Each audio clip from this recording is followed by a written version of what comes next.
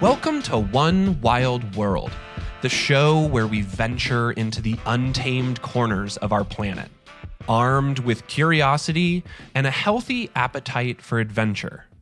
Today, we're strapping on our metaphorical snowshoes and trekking through the Arctic, the vast landscapes of Mongolia, Africa, and so much more.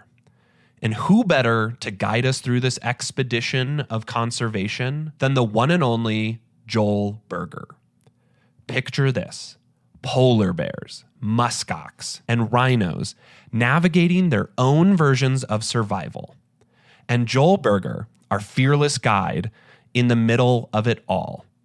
He's here to give us the lowdown on preserving these species in the most extreme spots on the map and the intricacies of saving their hides. So, grab your passports and prepare yourself for an exploration of the challenges and triumphs of conservation in extreme environments.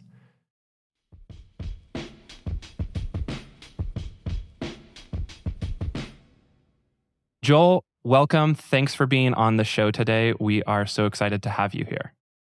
It's great to be here. And I've been a fan, and I know other people who have been fans. And so thank you for having me.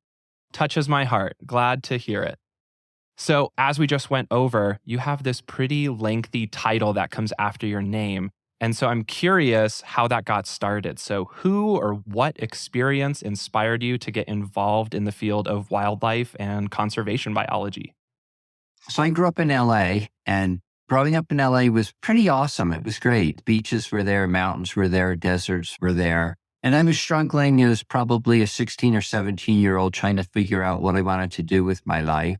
But I knew I enjoyed the beach scene. I knew I enjoyed being part of a culture, but also detaching and getting away and having an opportunity to kind of look at a broader world. And I had a grandfather who was a dentist, and he asked me when I was 16 or 17 what I wanted to do. And so I told him I wanted to be a dentist. And he said, why? And I had to pause and think about that. I remember answering and said, well, I wanted to make money like you. And he said, well, if you had money, what would you do? And I hadn't gotten that far, so I had to pause and think about it. And I said, I'd take vacations. And he asked where I would go. I said, I'd go to mountains and deserts and look at animals. And he said, well, why can't you find a job that lets you do that? And growing up in LA, which was urban, of course, we didn't have those kind of programs, but it stuck in my mind that maybe that would be the path I wanted to go. And so that was the impetus. That's some good advice from your grandpa, kind of reverse engineering what you like to do and how you might be able to turn that into a career. Your website describes your work as focusing on extreme species in extreme places. Can you expand on that a bit more? So the word extreme, if you think about what normal means, extreme is usually at the outer edges of normal. And so when I think about species, people know what whales are, people know what elephants are, people know what pandas are. But so if I think about extreme, it doesn't have to be a species that people do not know about, but taking that same framing and thinking about environment or environmental conditions, it might be deserts where you get half of an inch of precipitation a year. It might be the highest of mountains. It might be the most northern or southerly portions of land that have land mammals on them. So extreme would be those kind of animals that adapted, have persisted or tried to persist in those kind of environments. So I think that my website doesn't capture that, but the words at least hopefully will get people interested in wondering what is meant by extreme. Yeah, I think extreme does a really good job of kind of like you were saying, hooking people maybe, and then through a deep dive in your work, we'll get the chance to expand on that. You've worked with animals like black rhinos, musk ox, wild yaks, and that's taken you to many of those extreme environments. So I'm curious if there's any lessons that you've learned about resiliency and how life finds a way.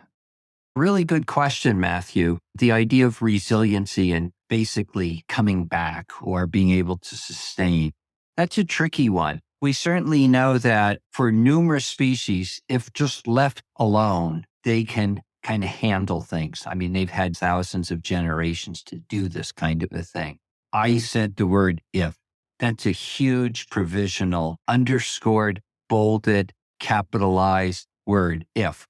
We know that we're not leaving Earth intact. Our footprint is not very gentle. And so thinking about just even the species that you mentioned, black rhinos, musk oxen, wild yaks, yes, if left alone, they would generally be doing okay. They've got climate challenge, but of course we have the overture of human challenge and what we're doing to landscapes. These species, they can do all right, but they need protection. Wild yaks are an endangered species. Black rhinos are an incredibly highly endangered species. They need the protection. They need the habitat in place. Wild yaks have actually been having a nice renaissance in that they're restricted to areas of extreme elevation, anywhere from about 14,000 to 19,000 feet. But they've been colonizing. At least a few individuals have trickled out into Nepal, where they haven't been seen in decades. And so there is some prospect and some promise that recolonizing some past habitat that had been used, left intact without the hassles of too many people, they're doing okay. Musk oxen have a different kind of challenge, of course, and so the resiliency thing can go in a lot of different directions, but they still have to deal with climate change. This is an Arctic adapted species at the northern tiers, northern latitudes.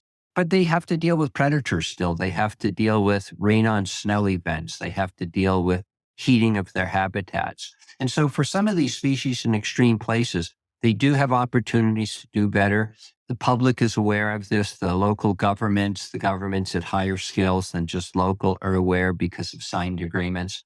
So there are some good opportunities, but there's still massive challenges. I mean, think about polar bears. No matter what we do to protect them, if they lose their ice platforms, they're going to have a much more difficult time.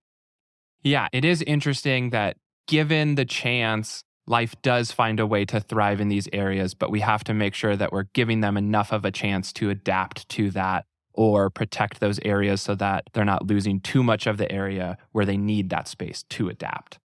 Just thinking about resiliency and celebration. So I mentioned these yaks that have moved into high elevation in Nepal, so Tibetan Plateau portion of Nepal, which is pretty small.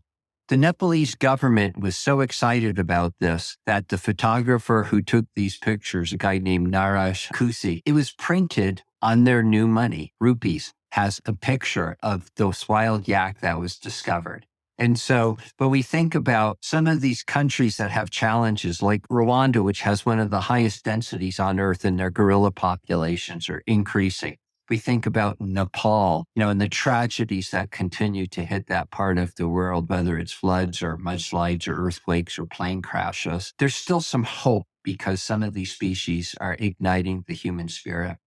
Love it. There's this great quote that I've heard when a director from Corbett National Park in India did a talk at CSU when I was a student, where he said, if the tiger is to roar in India, it's because the people wish it. And I think that's a huge part about conservation is it's not only the animals left to their own devices, we have to make sure that the people want and value them being there. So when you're studying these black rhinos and muskox and yaks, one of the approaches to this research is studying behavioral ecology. Can you describe what behavioral ecology is for listeners that might not know?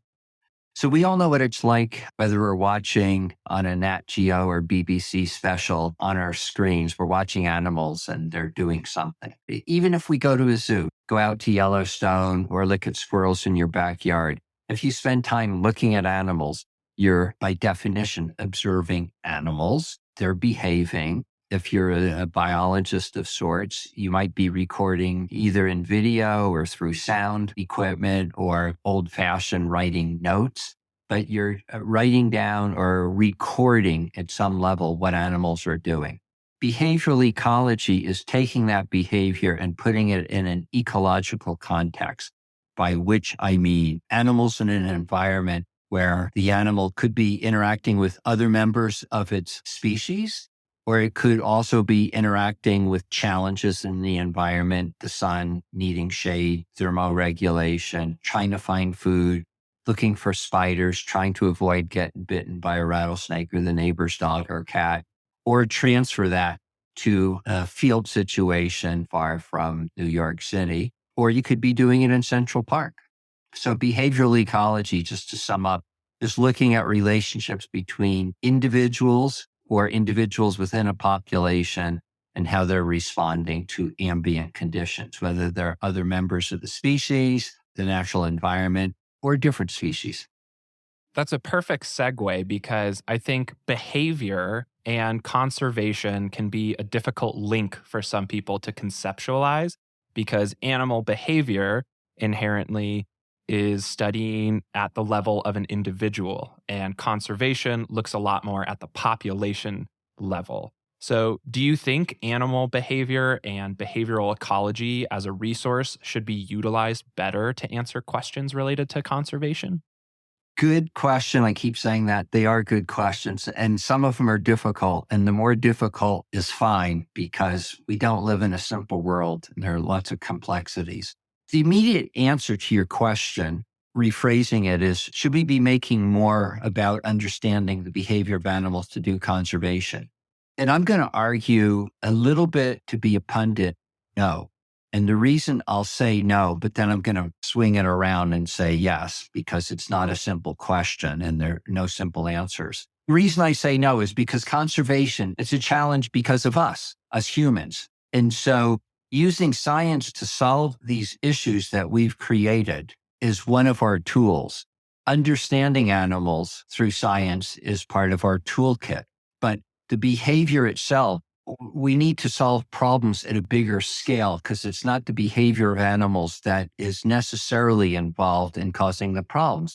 The major threats, issues, challenges are habitat loss, illegal wildlife trade, climate change, extreme weather kind of events, diseases that arise because of us moving species around. So there are lots of things that go into this that affect how we do conservation. But the behavior challenges can be there and should be addressed. And a couple of examples come to mind. I think about turtles nesting on beaches. They're attracted to light. So that's a human issue. We've created the light. The behavior issue is changing the behavior or dimming the lights, finding a way to make it under darker cover so that the beaches are safer. So that's a behavior issue that comes to mind. I think about shipping lanes. I think about noise and marine ecosystems.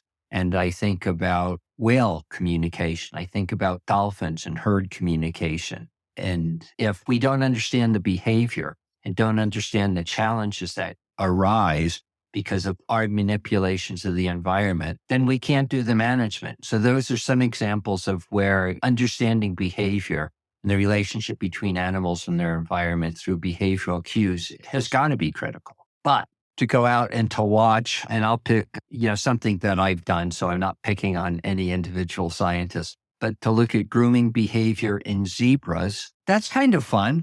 I get to be out in the field, I'm watching zebras, but is that contributing in some real fundamental way to the conservation of zebras or solving a management problem? I could make up lots of arguments about, why it's super, but it's cool and it's fun to do. But that would not be an example of where understanding the behavior would lead to direct management conservation actions.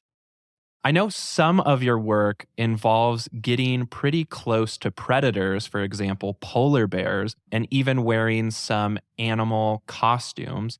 And while you're doing that, you're getting really good insight into these behaviors of the species. Has there been a trade-off in terms of getting close and being maybe in danger and yielding data you wouldn't otherwise be able to obtain? So I'll say this seriously, but it may not sound as serious. I'm still alive, and the scars that I have are more on my inside than my outside from being exposed to pretty dangerous carnivores. But I'll back up a step and set the context for why at times I will dress in an animal costume or use an animal model. For instance, muskox, which maybe many of your listeners know, But if not, this is a species with long fur, drapes to the ground. They occurred with woolly mammoths. Woolly mammoths went extinct. Musk oxen have not. They're an Arctic species almost exclusively. To try to understand climate change and impacts on muskox, we wanted to understand how they respond to potentially a novel predator. The novel predator would be polar bears. Polar bears, of course, make most of their living in marine systems using ice to hunt seals, which is about 95% of the polar bear diet. As ice has been receding in Arctic waters, polar bears are more and more on land. And so it's very difficult, unlike places like Serengeti, where you can drive and you can witness interactions between predators and prey. The Arctic is big, it's vast, the logistics are challenging. And so we wanted to get a sufficient data sample size. So we simulated interactions between polar bears and muskox by dressing up as a polar bear and crawling on all fours towards muskox as a polar bear, and then monitoring the responses of muskox to this potential predator. And then we also did this dressed as a caribou, so that would then be something that was not dangerous to muskox and they were familiar with.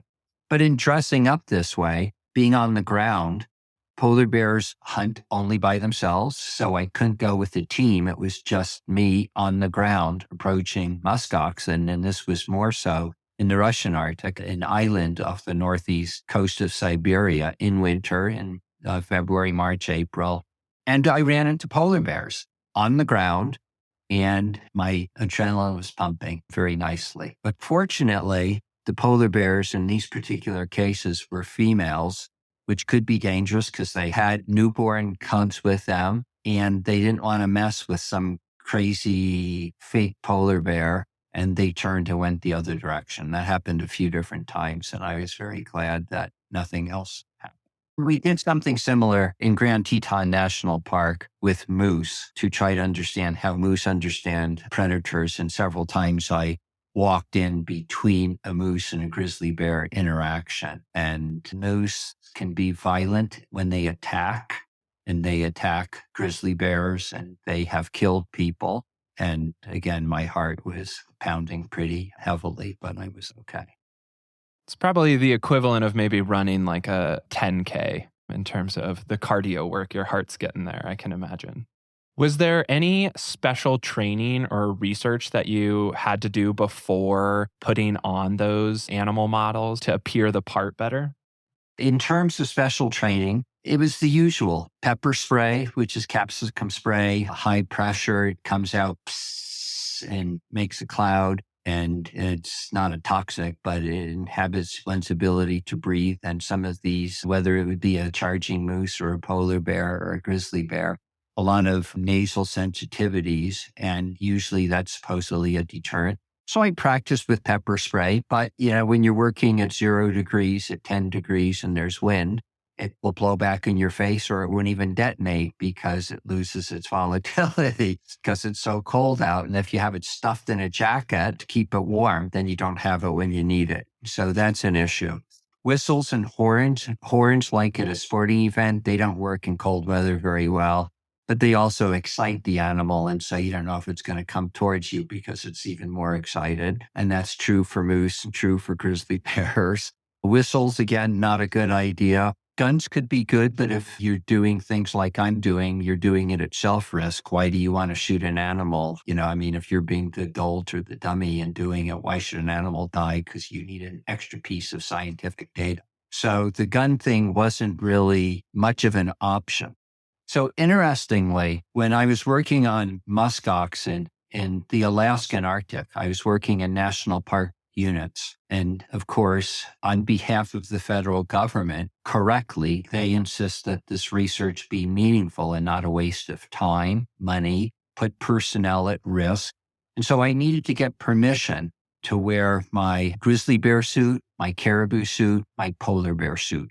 Needed permissions. So the feds put together a team of personnel to look at risk management, and they were pummeling me at these meetings saying, well, how do I know this is going to work? And who have I talked to? And have I talked to some of the elders in these Arctic communities, these Inupiat communities. And I said, well, they've come to me for advice. They've come to ask me because they're not out doing animal behavior and watching these animals. So if you want to approve my permit, I'm the only person who can tell you how these things work, but I don't have permission to use them. So I can't even answer that. All I can tell you is what I know from other species. From your experience wearing these animal costumes to get closer and study wildlife, you've gained a unique experience that might be able to be passed along to people either interested in studying wildlife or observing wildlife, even to those wildlife photographers. And while it's important to talk about the ethics of approaching animals, as it's something we're constantly advising the public not to do, what advice would you give to people trying to observe wildlife as a good place to start? Like in most of society, probably 99% of people we all interact with are really good people. But the 1 or 2% who behave outside that realm have a disproportional impact on our psyche. And so I think most people use pretty good common sense. They can tell when an animal is stressed out, when an animal wants to run away, and they'll leave the animal alone. And that's heartening and that's good. I think some of the issues come forth is when people just want to get closer because they think it might be cool to pet a bison or to put a bison calf in the back of their Subaru because the mother isn't with it at that moment. So they're doing good things. So there's a bit of a trade-off between the public unwittingly wanting to help or to get their picture and bring it home and show it to their relatives or friends and pushing animals too far. There's that fine line between trying to enjoy nature, trying to recreate, trying to be with animals. And the federal managers have a terrible time, or state managers or county managers, because many of our lands are set aside for recreation, but also for protection. And so trying to find how we balance that, how we don't make people feel like they can't enjoy nature, that they can't leave the trail, that they shouldn't get closer than a certain distance. It all comes from public education and knowledge and learning how to respect animals the way we try to respect people. I'm very lucky to have you as a guest on the podcast today because you have this deep background in conservation, but also in appearing on media, whether that's been videos that you've been a part of, other podcasts, and even online articles. So I'm curious if you found that these are impactful ways to spread your conservation message and reach a more diverse audience, and if you think other scientists should join in using these methods. We know we're adding more people to outdoor places. We know the world is changing. We can't turn that part back. I'm really happy to have that question and to see how scientists are stepping up to speak out and to use their science to give options as to how we move forward. 20 years ago, when I was a professor, I would get chastised by other professors because they would say, just stick with the science, publish the science. You don't need outreach. Communications wasn't part of what we were doing, but we should have been, and it was, in my mind, essential. There's a real difference in terms of doing science and doing conservation. If we don't communicate and get more active, we're never going to achieve conservation. Yes, there are groups out there that will ask scientists to make their results available. Well, of course, scientists should do that, but they need to do a lot more. I used to work for the Wildlife Conservation Society. To them, the science is just a tiny part of doing conservation. If you're not doing interviews, if you're not doing podcasts, if you're not helping with films, how are you communicating with the public? How are you getting people to appreciate nature? You can't. And so scientists who don't step out of their box are doing maybe what their professional obligations are, but not necessarily what I would argue would be their moral obligations to a broader society.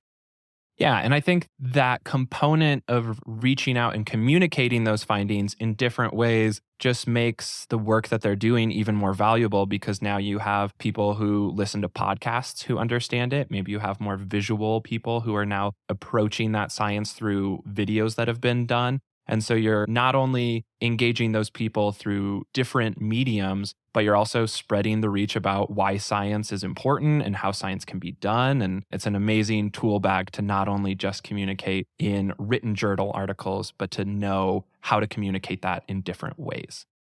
You say that very well. I'm glad to see across the last couple of decades, scientists are hearing what you've just said. I think a lot of times they get so focused in wanting to do that research, and a lot of times they get this jargon they pick up along the way of how this certain test is performed or the most technical word to describe this behavior. And so I think sometimes then communicating to the public, you have to take some steps back on some of that. But like you were saying, I think learning how to communicate that science is getting more traction nowadays. I remember the first time that one of my graduate students, unnamed, was doing media training, and they said, well, let's go through this person X and just pretend you're going to be talking to a journalist doing an interview. What's the importance of the work you're doing? And the student said, well, I'm actually testing the hypothesis that, and we're going to replicate that. And it was just like, wait, stop. You just lost them. Get rid of some of that. Just dump it. Let's start over again. And then I remember when I interviewed for a position, this was in the late 90s at the Wildlife Conservation Society, also known as the Bronx Zoo. The person who was interviewing me, who had worked on mountain gorillas in Rwanda, he said, Joel, I don't care if you dress up as a moose or how you dress up, whatever you can do to get people inspired and have conservation action. That's what it's about. So I'm totally with what you just said, Matthew, in terms of trying to connect at a level beyond the scientific wall. I think another part of that is that sometimes talking about conservation biology can be depressing, especially focusing too much on the doom and gloom of global events can actually turn people away from getting involved in the cause. I know sometimes there's animal documentaries that I put on, and in the first 15 minutes, it's like, oh gosh, everything I've done is just horribly affecting the oceans. Like, I'm a horrible person. I need to stop everything I'm doing. How do you convey conservation messaging to the public in a way that still creates urgency, but also maintains an optimistic or even just a realistic outlook? So the urgency stuff is really important. And I don't use words like tipping points and all the doom and gloom because we already know that's there. Most people, I think, realize that we as humans depend on healthy, living, operating, functional environments. And if we don't have that, we're squeezed. When I think about moving the biodiversity message into a positive vein rather than the species we're losing or the habitat, if it's a youthful audience, I would say, so think back to when your parents were 60. We have so many more successes today. We have 40% more tigers now than we did 20 years ago. Condors no longer were in the wild after about 1987 or 88 or 89. Now we have condors in California, Arizona, Utah, Mexico. I think back, we had maybe 300 grizzly bears in the Yellowstone ecosystem. Now there are maybe 700. We have another 1,500 in the Northern Rockies. We didn't have wolves in the Western U.S. Now we have some 1,500 wolves in the Western U.S. Black-footed ferrets were gone from the wild. Now we have black-footed ferrets in a half a dozen states, plus Mexico, plus Canada. So there are lots of ways to think about the impact of students, of activists, of science, of policymakers, where we're doing things and sustaining things in a way that we wouldn't have conceived of 20 years ago, 30 years ago, 40 years ago. On the topic of conservation messaging, how do you communicate with stakeholders in conservation? And how is that different from stakeholders on Capitol Hill when you're trying to talk about conservation topics and species? So I think you make a great distinction between talking to folks in DC and maybe talking to people considered stakeholders not in DC. But I want to make a distinction because to me, stakeholders they don't have to be local people. I think about public lands, and we have lots of public lands in the Western U.S., far fewer, but some still in the Midwest and the central part of the USA. And we're all stakeholders in that. I mean, you can be in Indianapolis and certainly have a vested feel for public lands, whether it's national park, BLM, or Forest Service in New Mexico. But when I think about stakeholders in my own way, I think about town hall meetings. I think about people who attend these meetings because they're living closer to the situation. And so when I talk to stakeholders, I don't pretend I'm one of them. I mean, I'm not a cowboy. I didn't grow up rural. I grew up urban. And so I kind of get that I'm coming from a different position. And when I will give talks or workshops and facilitate or be involved in other ways, I might try to understand what kind of common ground we all have. What would we like to see as a vision 10 years down the road, 20 years? Maybe it's not realistic to look out more than 20 for sure, but to ask what they would like their kids to see. What have they seen? What have they lost? What would they like to retain? How can we build that? And then I would ask whether or not compromise is needed and at what level. So those would be my views on stakeholders at a local level. If I am talking with policymakers, for instance, taking migration routes in Wyoming, I remember meeting with the governor of Wyoming several times. His name was Friedenthal. And I said, look, Wyoming had the first national park. It had the first national monument. It had the first national forest. Why would you not want Wyoming to have the first federally protected migration corridor?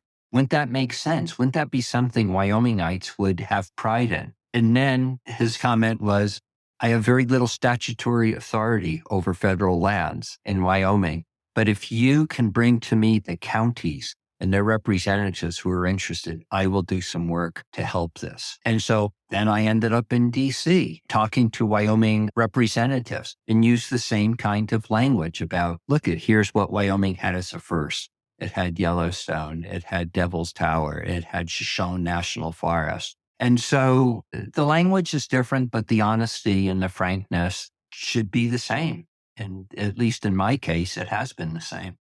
I love it. So now switching from how you target that messaging to different groups of people, I'm curious how it impacts how you talk about different animals. You've worked with some very charismatic animals like rhinos and yak, like I was saying, but you've also worked with some lesser known animals, what you've described as silent species, like the Patagonian huemul, which is a species I'm not sure many people know about. I had to look it up, and it's a Patagonian deer. So how does that change how you talk about those silent species and trying to navigate conservation with them? So working with what I'm referring to as silent species off the radar, species that don't have much of a voice, it's really tough. Everybody knows what whales are. Everybody knows what pandas are. Everybody knows what tigers are. So huemul is the national mammal of Chile. Takin, Takin, is the national mammal of Bhutan. Saiga is this species that used to roam from Alaska to Great Britain when Great Britain was no longer an island. Nobody knows about these species, and it's difficult to work with non-charismatic species. Not only do they not have a voice, but governments usually don't invest much unless the public puts a lot of pressure on the government to step up and to do that. The local biologists, whether it's in Chile, whether it's in Mongolia, whether it's in Bhutan or other places, they're totally sympathetic. I mean, they're geeks like me. They like animals and they're out there and they want more protection. But your question is right on in that what are some of the challenges and how do we enhance this? And I think for huemul, I had 4 straight grants rejected and we still don't have a lot of great money. For Saiga, it was similar. It's hard to get funds. And even with those funds, those are oftentimes more for research. But as I've said, and as we all know, the research isn't saving the species. We need to do far better. And so raising that bar and getting the public involved, whether it's the local public in these other developing countries, whether it's a broader public from cities in these countries, or whether it's an international public, we need to have more moving in that direction. Thinking about it, the NGOs that do more work with species like elephants and with rhinos or with whales, they're totally sympathetic to the plight of these species too. And that some of the funding is built on the back of these charismatic species and then it filters down. What do you think the greatest threat to wildlife is? I'm not sure the threats are changing. I think it would be fair to say that some are intensifying. Certainly, more carbon in the air is an intensification of the climate change challenge that we all face. Extreme events, floods, muds, rain on snow, storm surges, just a lot of different things associated with more carbon in the air. But amongst the others, we still have massive habitat losses. We have fragmentation of habitats. We have more opportunity for disease transmission through our movement of animals to other parts of the world. Then there's more communicable diseases that can go in that direction as well. I think it's equally important to focus on what people can do, especially if you have any tips for day-to-day life. What kind of opportunities are there to promote animal awareness or to help with conservation efforts in regular day-to-day life? So I think that moving beyond apathy, there is a lot that we can do.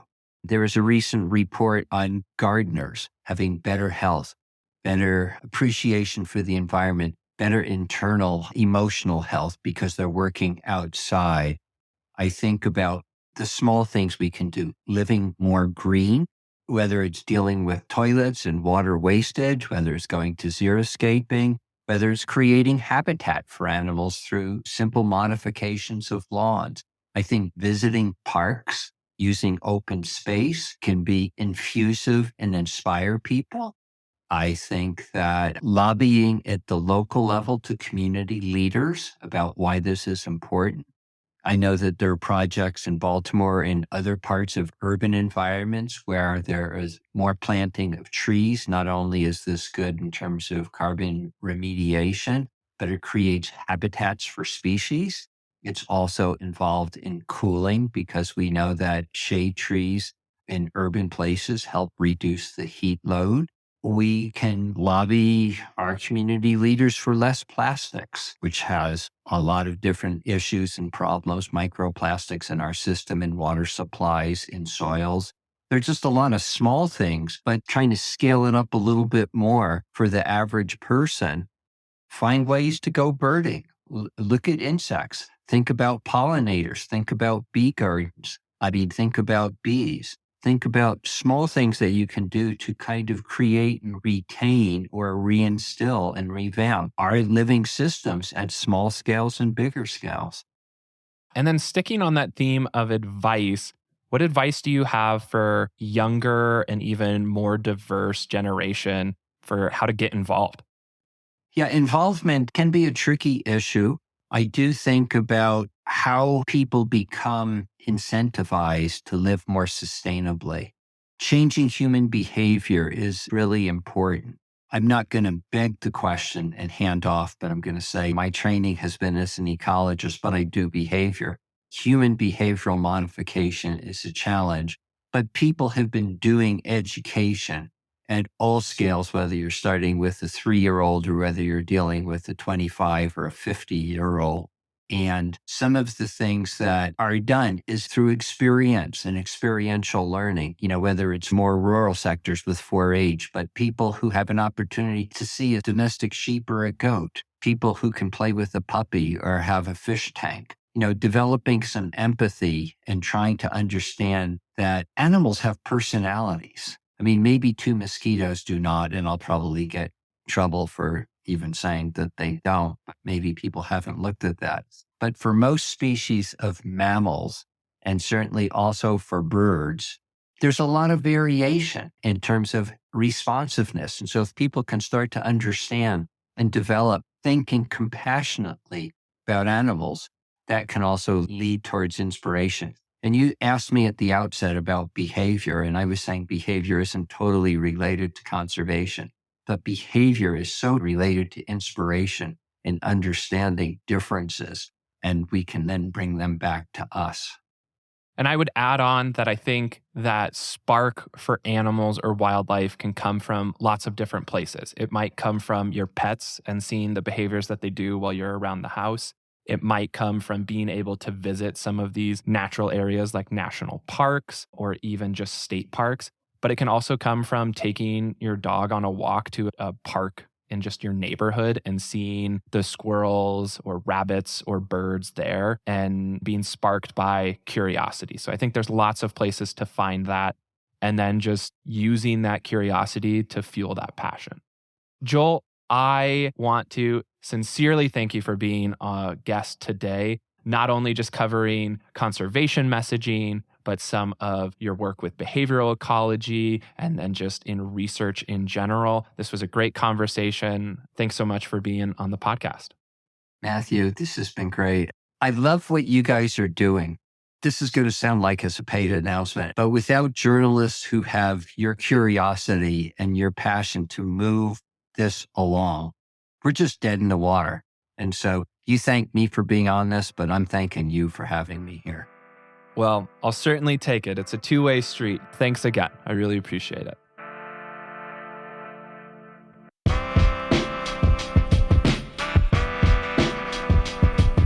If you enjoyed this conversation, subscribe.